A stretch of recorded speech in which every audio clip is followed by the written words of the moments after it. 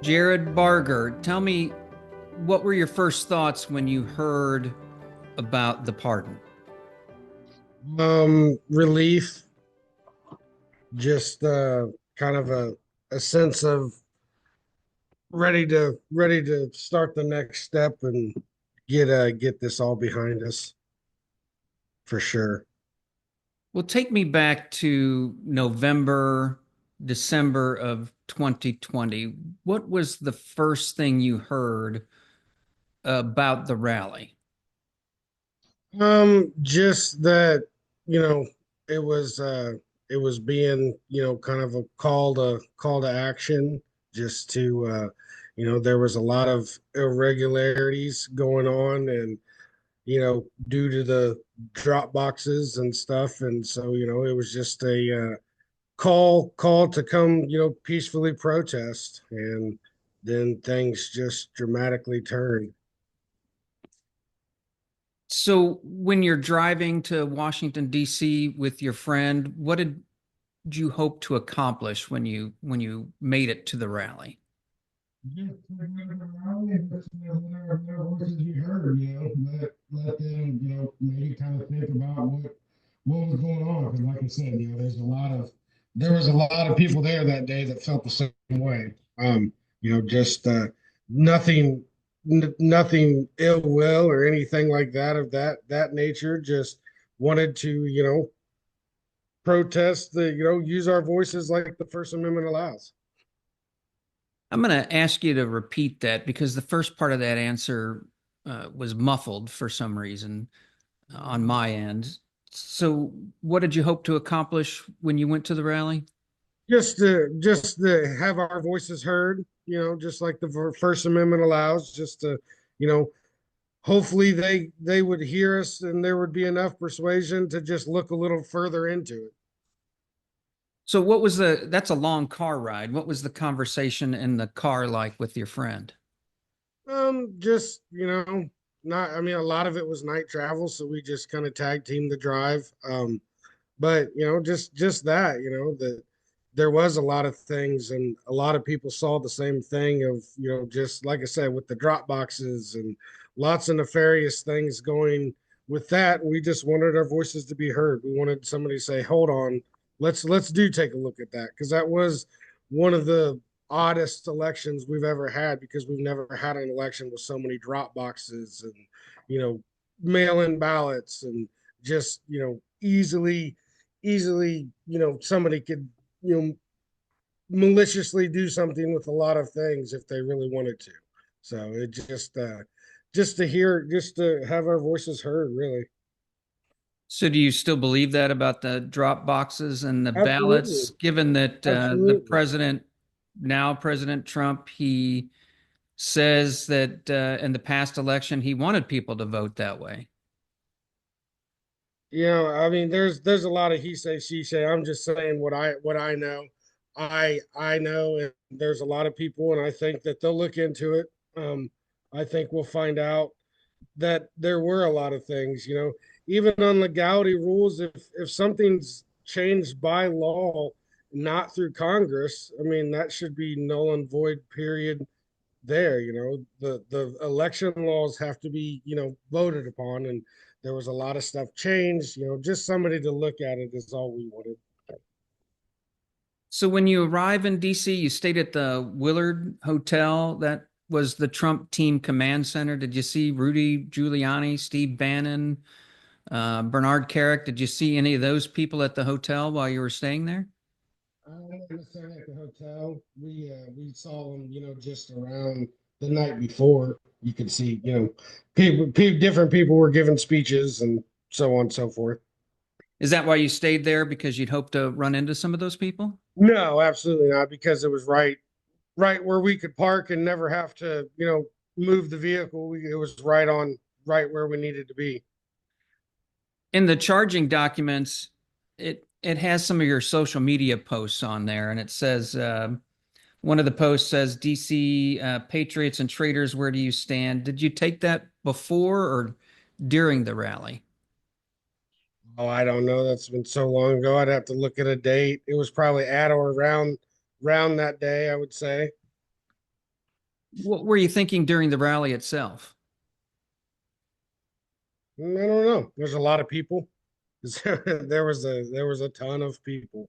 I mean, I have never seen quite that large amount of people in one area. It was pretty impressive. Did you But think you'd wind up at the Capitol at that point? I knew they were talking about, walking down there, but at what capacity? It wasn't really, I had never been to DC. That was my first time, ever there. I was just, more taking in the sights and following the crowd. Once you made it to the Capitol, what did you see there? Um, a lot of direction. Like they say that we were entering and remaining on restricted grounds where fences were no longer present. People were kind of guiding, like, "Hey, come this way," and just moving with the crowd.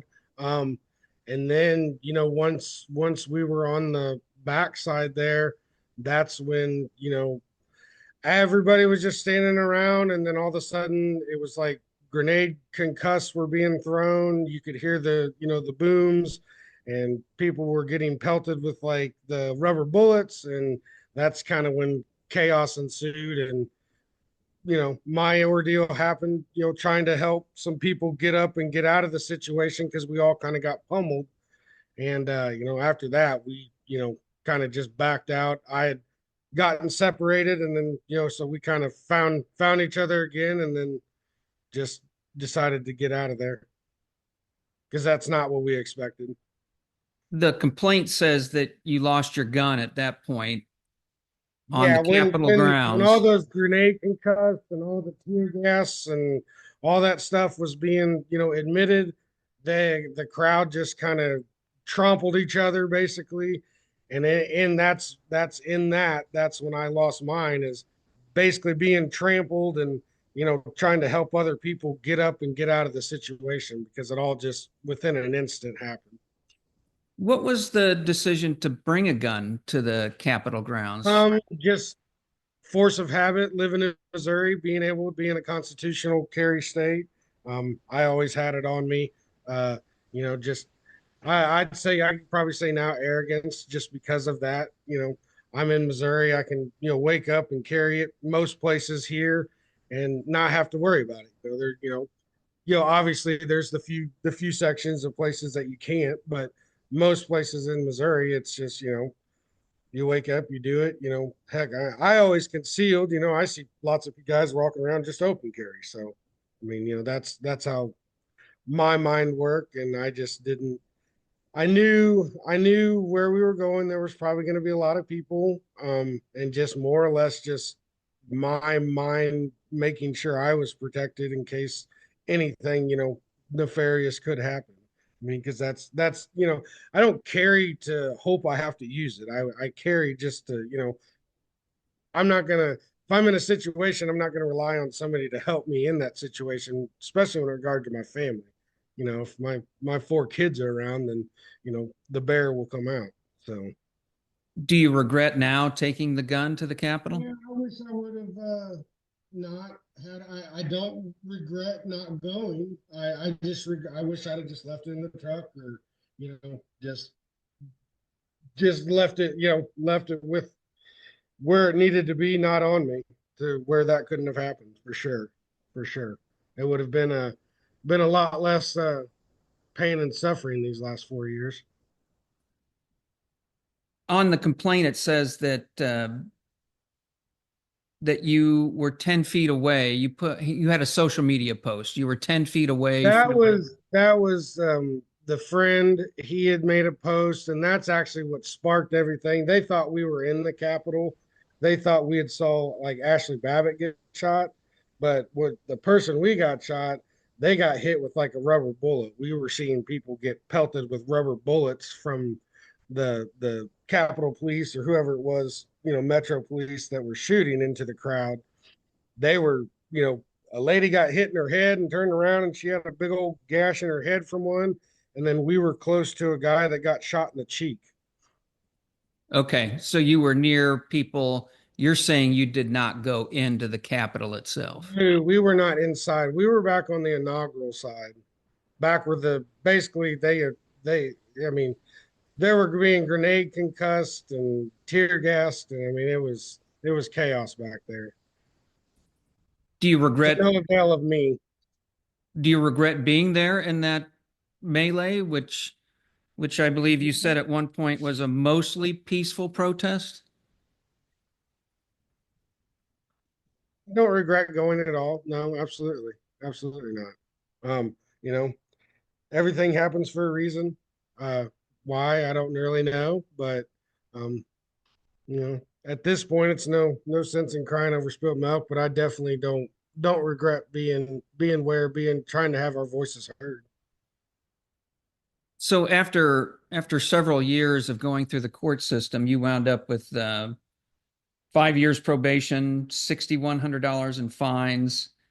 Uh, you say that that was a lot of pain and suffering. What was that like to go through that process with the federal government? It's pretty intense. Walking into a federal courtroom, by yourself with just a person you've never met. It's pretty intimidating. So, and I think it's made that way. So, obviously it's the federal court system. So, but I mean, I made it out. I was a lot more fortunate than a lot of other January Sixers in the sense, I never ended up with prison time. It was just probation. I did have to wear an ankle monitor. But honestly, the first 3.5 months of the 6 month ankle monitoring, I was recovering from a pretty major surgery. So I just was at home anyway. I was going to be at home anyhow. So, like I said, it all kind of worked out how it did. And, I don't necessarily regret going. The only thing I regret is just I wish I'd have just left my gun where it couldn't have been in a position that it was.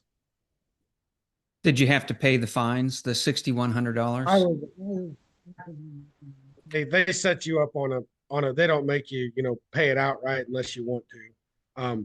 They give you just like any debt due, they give you a minimum. And you know I knew that there could be a chance that this could happen, and so I just planned accordingly until this time, and just made sure I was up to date, that there wasn't anything that they could complain about, hey, he's not paying this, that, and the other. So I just paid what I needed to pay and just kind of waited until this situation, and obviously it came in my favor.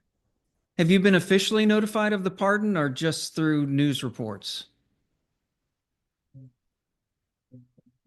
Carry one with me just in case, because a lot of the labels that they stuck on us when you run, if you were to get pulled over, um, they're kind of red flag in January Sixers. I had an incident when it was after I'd gotten actually I don't even know if I'd been arrested yet. I was coming back. I was going like 8 miles an hour over. They pulled me over, and it was just a weird interaction because once he got my license and ran my name and stuff, he just kind of came back and was like, "Here you go, have a good day." But like you could tell, like I probably should have gotten a ticket just because I was speeding, I was going a little fast, but just the initial of, hey, give me your license and stuff, until it was just like, here you go, see ya. It was just weird. That's when I knew. I was like, yeah, something's up. I was like, there's no way they should have just let me off that easy. But I missed yeah. So go ahead. no, I missed the very beginning of your answer. Have you been officially notified of the pardon by you have? yeah, I've got a little paper. Give me 1 second. Sure. You can, yeah. I don't know if you can see that at all. Let's see, it's kind of getting blurry. Yeah, Yeah. I could see certificate of pardon on there. Yeah. So I had to, I talked with my lawyer after it all happened. Um, Everybody was kind of like, we don't really know. I really didn't get released until I think it was that Wednesday or Thursday after. Um, the probation office. I had been moved to Kansas City. I was just checking in once a month on the computer system, and as long as I did that and made my payment, then they didn't. I didn't see him. I didn't talk to him. I never even really met the guy that was my probation officer at this time. Um, so once my lawyer called them and they whatever she said, whatever she had to say, that's when he sent me the message and was like, hey, from this point on you don't need to check in, yada yada yada, you know all payments and everything subsided. And then I had to fill out a there was just a link. I had to go fill it out, put my name, my court case, and then the pardon, whoever it is, there's like a council that does it. They look over it, and then they within 2 days they sent me this document. They haven't sent me like anything in the mail or anything. It's just a digital document. So I just printed it off, and like I said, I got one in my vehicle just in case. So the State of the Union is coming up. What do you want to hear from President Trump? I want them to just keep doing what they're doing. I think within the last, month, they've really shined light on a lot of what a lot of us have already known, that the misuse of tax dollars, and, just, while we've got people in North Carolina and stuff living in tents, and we're worried about, you know, transgender studies in another country. Like that stuff should be halted and irrelevant until our people are taken care of. America first is just that. I want to hear him continue the path that he's going. Promises made, promises kept. That's what he ran on. So just keep cleaning house. There are a lot of conspiracy theories out there. Um, some saying that Antifa went to January 6th. Are you Antifa? No, far from it. I'm just a I'm just a rural country kid that's a father of four and a husband. That's all I am. You're not an FBI plant. No, no, I've been accused of it just because everybody's like, you got off so easy in the J6 community. There's a lot of them that, like, how'd you get off so easy? And I'm like, I don't know. Like, I had a public defender just like everybody else. No, I mean, I didn't, they, to have a lawyer out of Missouri, they wanted like no less than $200,000. I mean, I'd have had to sell everything I had, I mean, so I just went the public, defender route, and thank God mine was like she's basically a 1099 public defender. She works for a private law firm, but they, subcontract them to be uh public defenders because they don't have any, they don't have enough to do the workload, and especially this because this obviously flooded the federal court system, with that many cases that quick, and you know they were already struggling to begin with. So Hmm. Are, are you in touch with other people? You said the J6 community. So do you have a way you communicate with other people from yeah, January social 6th? media. There's a large group on Twitter that was involved, working behind the scenes to help get everybody, making sure everybody got pardoned because of, the blatant entrapment. Like, if you don't know you're not, if everybody's already there, there's no fences, and you don't know you're not supposed to be somewhere, you can't, knowingly know you weren't supposed to be there. So there was a lot of entrapment that went on. That's a lot of the premise of why these pardons came about, is because they were led at the there's video after video of them being led into certain areas, this, that, and the other. So yeah, just social media. I've reached out to quite a few of them, and they've been a lot of help. I've met a lot of awesome people that have helped other people in this whole process. Well, you say entrapment, but you knew from what you've told me not to go into the building I itself. didn't go into the building, so Right. So but the other if people somebody who went lets into you the in, I building, mean, they there's must video have after known. video. There's They must video have after known video. not to go into that building too. Yeah, but if they're letting you in and they're opening the doors for you like we've seen, then I mean, do you really know? I mean, somebody opens the door for you and you walk in and then you claim they just broke in. Well, you just opened the door and let me walk in. You must have seen different videos than I've seen. Oh, yeah, there's all kinds of stuff. What about all the videos they didn't let us have to, be in our court cases? Not that I would have had a chance to fight mine anyway. I was forced to plead just because of the situation that it was. That was the best case scenario for me because it ended up just being a felony trespassing, is what it boiled down to. When they could have got me on separate gun charges, and it would have been a lot worse, for me in that scenario. Well, let's go back to that day since you brought this up. You're there, uh, tear gas is going off, rubber bullets are coming. At some point, you must have decided they don't want you there, and you must have turned around. There was a pretty clear message you weren't wanted.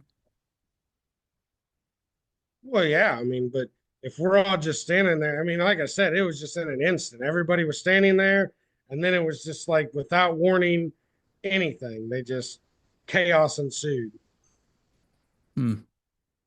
They could have, tried to push the crowd back, nothing. It was just 0 to 100 right then and there. And then that's when it was like, it's time to get out of here.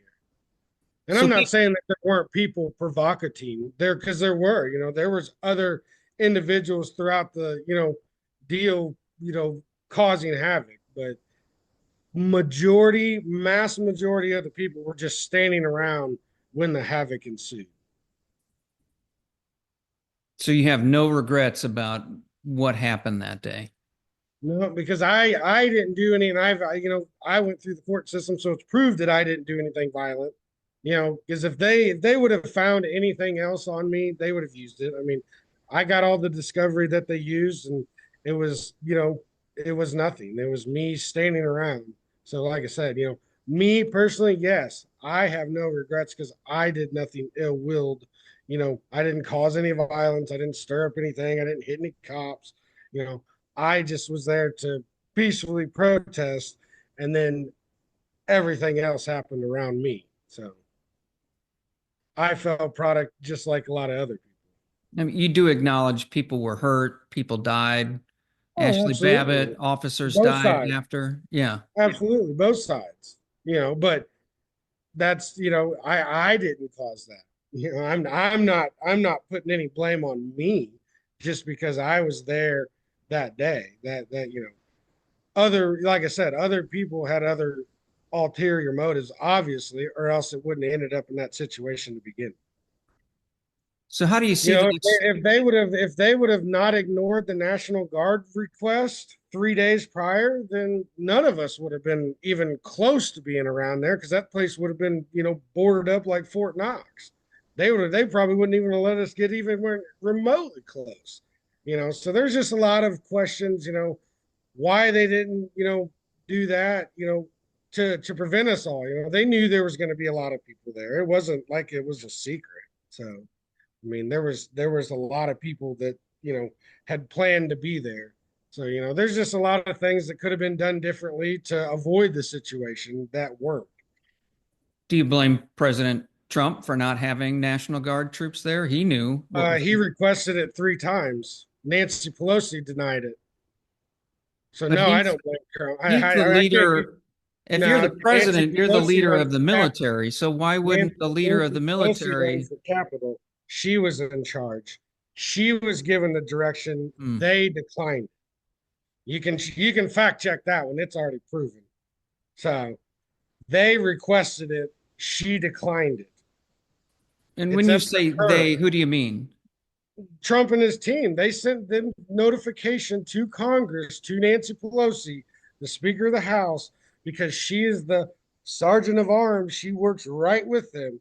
And they denied the request for national security, or for the National Guard. But the president is the leader of Yeah, the but you gotta Department of you gotta Defense. still He's go the through the commander in steps. chief. A Speaker of the You House gotta is go not the through the commander in steps. chief. How do you see the next 4 years playing out? At the end of this 4 years, do you think with President Trump, your life is going to be better? Oh, absolutely. In In what due time, ways? everybody's complaining about egg prices and stuff right now, but it's like 3 weeks in. I guess we forgot about the last 4 years when the egg prices went up 60% in the thing. I gotta grab a charger real quick. Hang on.